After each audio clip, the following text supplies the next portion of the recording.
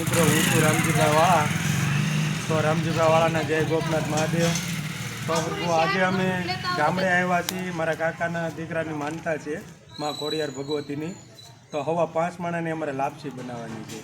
તો અમે લાપસી બનાવવાના છીએ. એની માટે પહેલાં લાપસીની અરે દાળ પણ બનાવવાના છીએ. તો આ દાળના મસાલા બધા કમ્પ્લીટ આપણે દેખાડશું. તો અમારે જો આ દાળના બધા મસાલા, પછી થોડુંક શાક રોટલા અમારે બનાવવા પડે ભાઈ ગામડામાં. તો આ રીતના બધા મસાલા થાય અને અમે અહીંયા દાળ આપણે મૂકી દીધી છે. તો આ તુવર દાળ પણ લાપસીની સાથે હોય છે આપણે બનાવવાની. તો અમારે 400 જેટલા માણસનું રસોડું કરવાનું છે ભાઈ. તો એની માટે અમે આ ટોપમાં આપણે દાળ મૂકી દીધી છે. અને અમારે અનપા ભાઈ માં ભગવતી રાંદલને તેડ્યા છે. તો બહોળા રાંદલમાં તેડેલા છે 2 ભાઈઓએ. તો અમારે ખીરને એવું પણ બનાવવાનું હોય છે.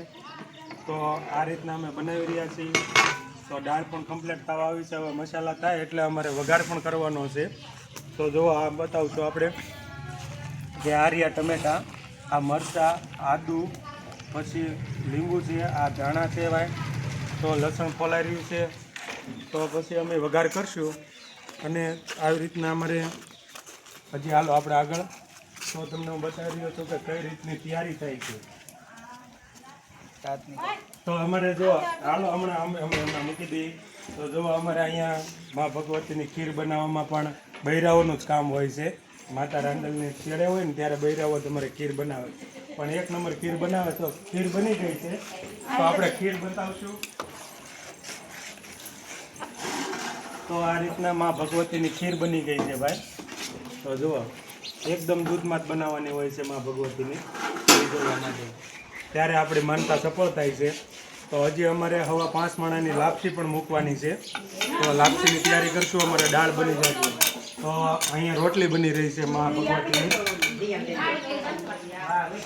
અમારે બધા પણ રોટલી બનાવી રહ્યા છે. આનપા જોજો બધા. હાલો ભાભી જોવા કેવા આમ જોવા રોટલીને એવું બનાવે છે ને. જો અમારે કાકી ઊભા છે ભાઈ. તો આ રીતના સૌ પરિવાર મળીને સાથે બનાવવાનું હોય છે. માં ભગવતી રાંદલને તેડ્યા છે. તો રાંદલમાં તેડ્યા છે તો તમને આપણે એને દર્શન કરાવીશું. તો અહીંયા આપણે માં ભગવતી રાંદલ માતાને તેડ્યા છે એટલે આપણે થોડાક પૈસા મૂકીને આપણે દર્શન કરી લઈશું. કે માં ભગવતી હવના હારાવાના કરે. જય માતા રાંદલ. હવના હારાવાના કરજો. તમારા ભાઈની માનતા પૂરી થાય તેવા આશીર્વાદ આપજો માં રાંદલ. આજે આપણે અત્યારે ગોરદાદા વહી ગયા એટલે સાંડલો કરી લઈશું. તો આ રીતના માં રાંદલના તેડ્યા છે. તો આ રીતના આપણે બધી તૈયારી કરી છે. તો જો આ મારા માતુશ્રી છે. હા અમારા અંજુમાં. આ મારા મમ્મી છે ભાઈ. આ મારા બા છે મારી જનેતા. તો અમે ઘણી વાર આપણે કહેતા હોય છે ને ભાઈ માં એ તો માં એમ. તો આ રીતના આપણે પરિવારની સાથે આજે બધા મને ઘણીવાર દર્શકો પૂછતા કે રામજીભાઈ તમારું ગામ કયું છે. તો અમારું ગામ છે ભાઈ આમળા. મોટા ગોપનાથ મહાદેવની બાજુમાં અમારું આવેલું છે. તાલુકો અમારો તળાજા છે. જિલ્લો અમારો ભાવનગર છે. તો પોસ્ટ અમારે પિતલપુર લાગે છે અને હું અમારો આમળા. તો આ રીતના અમારું ગામ છે. તો મહેમાન પણ આવે છે. તો આ રીતના તો જો દર્શકો આપણે થોડીક જગ્યા હોય ને આપણા ઘરના ફળિયામાં. તો આ રીતના આપણે તમે ધારો કે તો શાકભાજી બનાવવું હોય તો જો આ રીતના બને છે. આવી રીતના દિવાલો આપણી પડતર પડી રહેતી હોય છે. તો શાક બકાલું તો સોંપી દેવું તો જેથી કરીને આપણે બકાલામાં આપણને મોંઘું ન પડે. તો અમારે અહીંયા કાકાની ત્યાં જો ભાઈ. તો આ લોકી પણ બનાવી છે. તો જો અહીંયા આપણે સોંપેલી છે અને દિવાલે ચડાવી છે. તો જો આ રીતના લોકી આવે છે. જો એવી સરસ મજાની લોકી આવે છે. માટે જોઈશું આપણે. તો કેમેરામેન આપણે ધીમે ધીમે જોતા હોય એમને.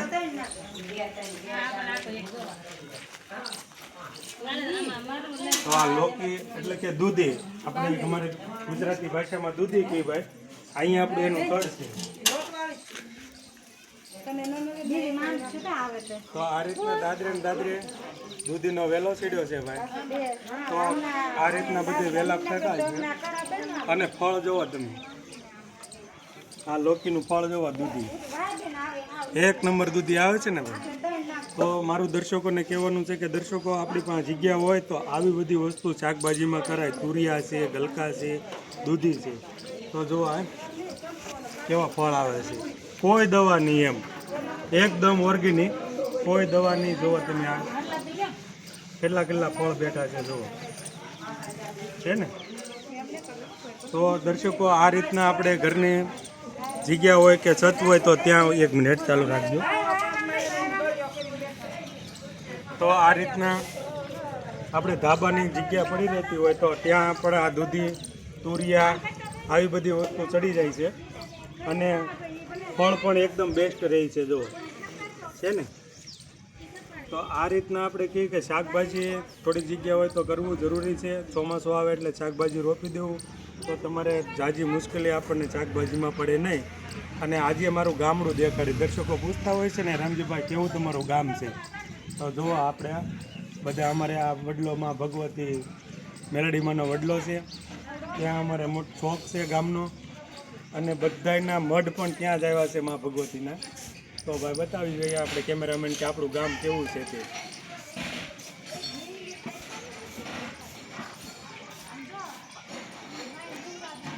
તો આ પોતે આપણે આ મારું ગામ છે, આ ઘર છે ભાઈ. આ જે બતાવ્યું ને તે મારું ઘર છે, અમારા કાકાનું ઘર છે, એની બાજુમાં પણ અમારા કાકાનું ઘર છે. અમારો પરિવાર આખો વાળા પરિવાર અમારો એટલા જગ્યામાં આવી ગયો છે ભાઈ. તો આ રીતના અમારે ગામડાની મોજ છે અને એટલે જ અમે કહીએ છીએ ભાઈ ગામડું એ ગામડું. પણ ભાઈ વાલા ગામડું એ તો ગામડું છે હો. તો દર્શક મિત્રોને વિડીયો સારો લાગે તો લાઈક કરજો, શેર કરજો અને સબસ્ક્રાઈબ કરજો. રામજીભાઈ વાળાના જય ગોપનાથ મહાદેવ.